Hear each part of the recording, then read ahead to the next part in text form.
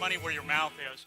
When I come and do these things and do them live, and then you don't know what you're going to get, you know. So they asked me to do the brain maps on some people that were having the bars done, and it's like, okay, that's good. You know, I'm open. I'm always pushing the envelope. I'm on the front of the curve that's on the front of the curve. We have to look back to see where the cutting edge is. All I can tell you is when I saw the results, my jaw dropped.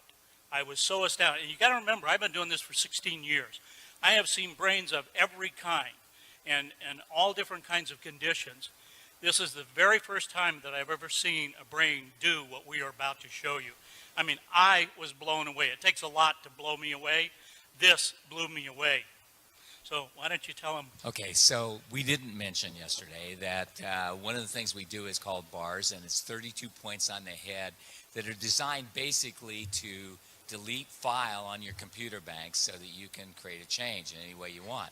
So everything, you know, the bars are a soft touch you put on particular points of the head.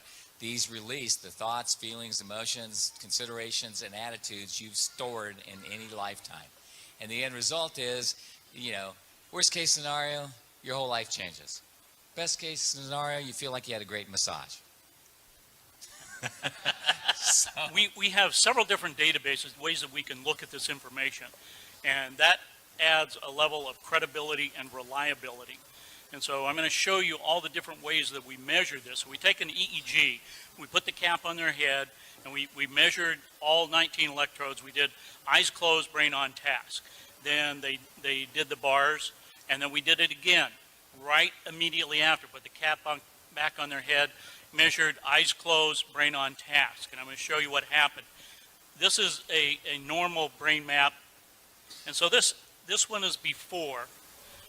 This was, and you can see the red area that's lit up. That's the area that we identify as PZ. And it's showing that it's, you know, roughly 3 standard deviations above what would be considered normal. So they did, I think it was an hour and a half of running the bars. And then immediately after that, we did it again.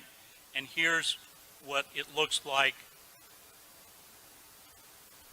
Can you see a difference?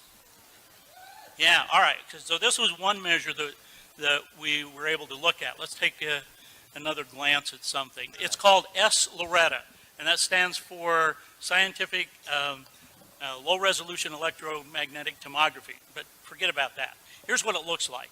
It came out showing us here, pointer down here where this little red line is, and this area is PZ. That's where it was lit up before. We have a different scale, and down here it's showing us that yellow is 3 standard deviations above what's normal.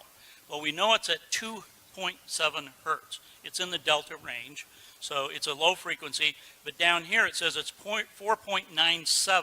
So it's almost 5 standard deviations above what is considered normal. It is off the scale of what we're seeing here. So here after is what it looked like. See, you can see the dark color here is the normal range. It's also saying that the change happened at 2 hertz. Okay, well, that's all well and nice. There's another part that we look at here that is called the S-Loretta part here. And it gives us a triangulation. So we have what's called an x-axis, this black line here.